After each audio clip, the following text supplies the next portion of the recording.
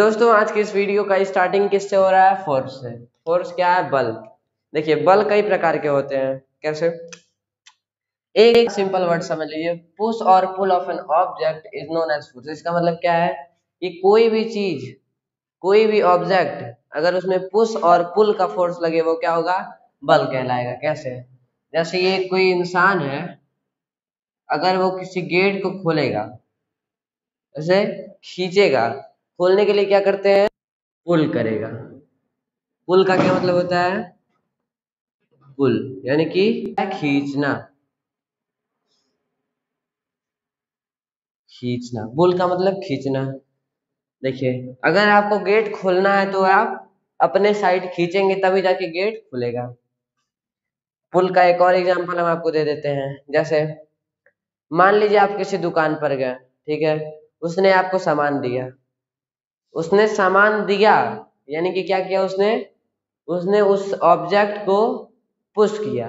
कहाँ? आपकी तरफ। आपने क्या किया? पुल किया। वो आपने उस सामान को अपने हाथों में लेकर अपने घर पे चले गए।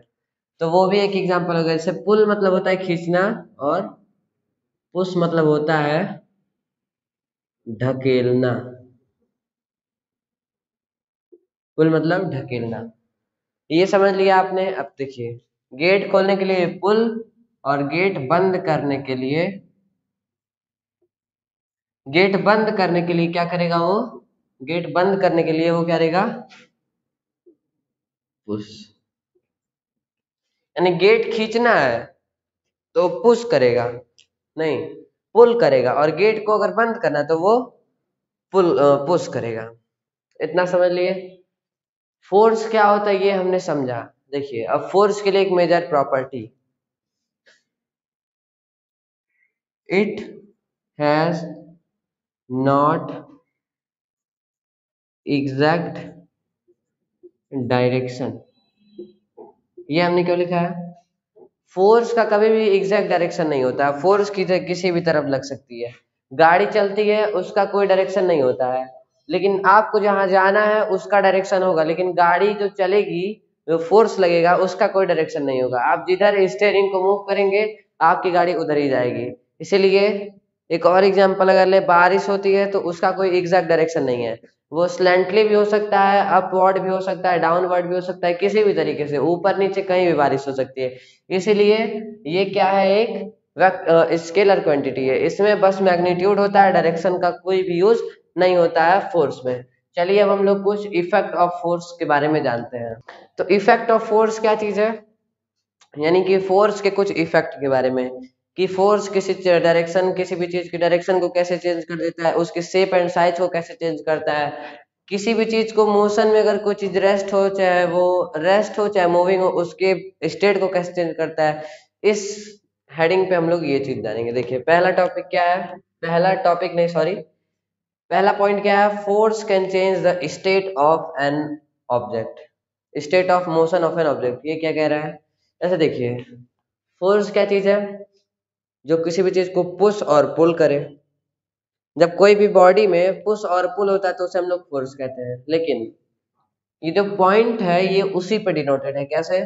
Force can change the state of motion of an object. क्या करेगा? किसी भी ऑब्जेक्ट का जो मोशन है उसे चेंज करेगा, उसके स्टेट को। अगर वो रेस्ट है तो उसे मूव कर देगा, अगर वो मूव है तो उसे रेस्ट कर देगा। कैसे? जैसे आपने देखा होगा फुटबॉल में दो टीम होती है, ठीक है, दो प्लेयर मान लीजिए। तो ये क्या करेगा? यहाँ से इसको, ये क्या भी रहेगा? ये रेस्ट मोशन में रहेगा। ये जो फुटबॉल है ये रेस्ट मोशन में रहेगा। फिर वो इसे किक करेगा तो इधर आएगा, इधर ये अपने लेग से इसको फिर से रेस्ट करके इधर किक करेगा। तो इसमें क्या हो रहा है?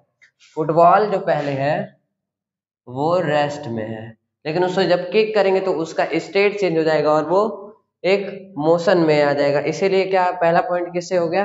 पहला पॉइंट हम लोग का क्लियर हो गया। यानी कि जब किसी भी कोई भी ऑब्जेक्ट का स्टेट चेंज हो according to the motion is called the force can change the state of motion of an object. दूसरा पॉइंट क्या है? Force can change the direction of moving object. ये बड़ा अच्छा टॉपिक है। कैसे? इसमें हम लोग क्या जानेंगे कि किसी भी ऑब्जेक्ट का फोर्स डायरेक्शन कैसे चेंज करता है। अब देखिए, बैडमिंटन खेला कभी आपने? बैडमिंटन तो वैसे ठंडे वगैरह में हमेशा खेलते होंगे। बैडमिंटन में क्या होता है? दो प्लेयर होते हैं। देखिए, अब जो बैडमिंटन में दो प्लेयर जब होते हैं, इसके पास एक रैकेट दे देते हैं मान लीजिए, तो ये एक शटल होता है, ठीक है, ये एक क्या होता है, शटल।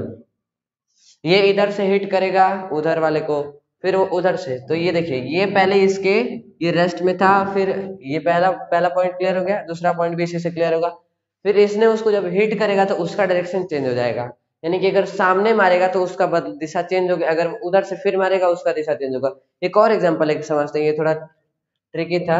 दूसरा क्या एग्जांपल हम लोग का, जैसे डायरेक्शन, हाँ, कभी आपने कार्टून वगैरह में देखा होगा एक नाव रहता है इस तरीके से, कुछ इस तरीके से, जो सिर्फ एयर से आगे बढ़ता है, अब जैसे हवा लगती है वो और आगे बढ़ता है। ये जो आपने देखा होगा कि डंडे से जो लोग आगे नाव बढ़ाते हैं, उससे नहीं, ये हवा से, राफ्टिंग इसको कहते हैं, राफ्टिंग बोट। तो ये इसी पॉइंट पे बेस्ड है। जब इसके ये जो कपड़ा होता है, एक कोई पॉलीकार्बोनेट क्लॉथ होता है, जब इस पे हवा लगता है तो वो उसका डायरेक्शन चेंज करता है।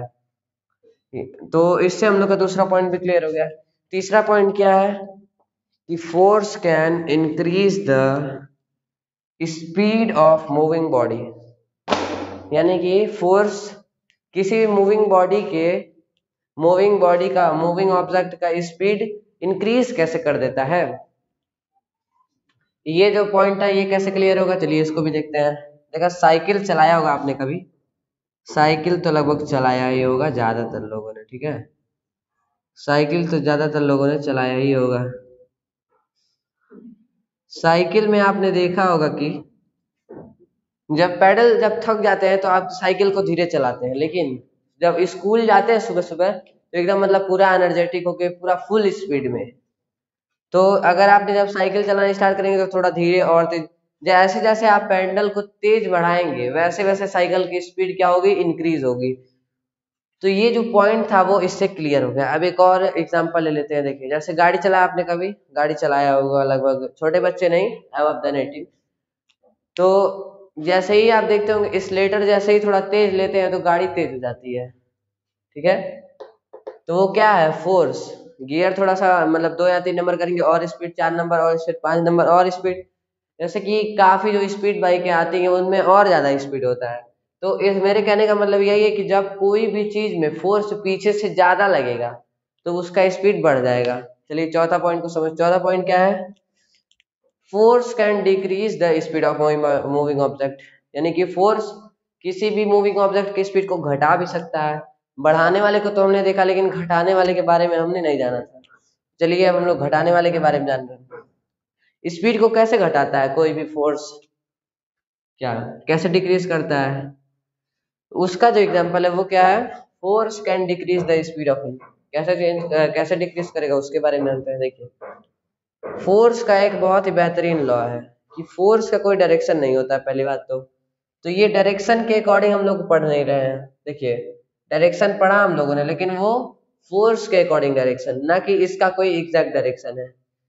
तो ठीक है, अब force can decrease the speed of an moving object, ये क्या है, देखिए इंक्रीज कैसे करेगा, जब पीछे से फोर्स लगेगा। लेकिन जब साइकिल चला रहे हैं स्पीड में, अचानक आपके सामने कोई बड़ी गाड़ी या फिर कोई भी ट्रैक्टर वगैरह आ गया कुछ बड़ा सा, तो आप क्या करेंगे, ब्रेक लेंगे, ठीक है।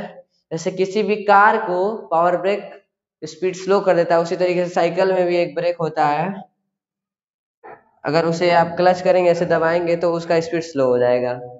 तो इस पॉइंट का ये मतलब था कि किसी, अगर मान लीजिए गाड़ी चल रही, अगर ब्रेक लग गया तो स्पीड डाउन होगा, उसे हम लोग क्या कहेंगे कि force can decrease the speed of moving object. छठा पांचवा पॉइंट क्या हम लोग का, force can change the shape and size.